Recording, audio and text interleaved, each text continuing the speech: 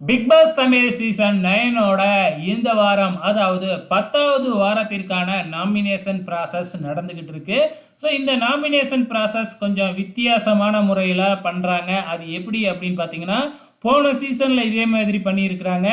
எந்த 2 நபர்களை நீங்கள் நாமினேட் பண்ண விரும்புகிறீங்களோ அவங்களோட பேரை வந்து பார்த்தீங்கன்னா டோர் பக்கத்தில் ஒரு பேப்பர் வச்சுருக்கிறாங்க. அந்த பேப்பரில் எழுதி அதுக்கான காரணத்தை சொல்லி அந்த பேப்பரில் அவங்க பேரை எழுதி அதை டோருக்கு வெளியில் தூக்கி கிடாசணும் அப்படிங்கிற மாதிரி தான். ஸோ இவங்கெல்லாம் வந்து பார்த்திங்கன்னா யார் யாரை நாமினேட் பண்ண போகிறாங்க அப்படிங்கிறது தெரியல.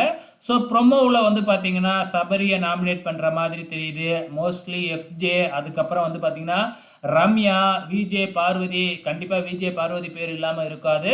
ஸோ இவங்களோட பேரெல்லாம் நாமினேட் பண்ணிக்கிட்டு இருக்கிறாங்க.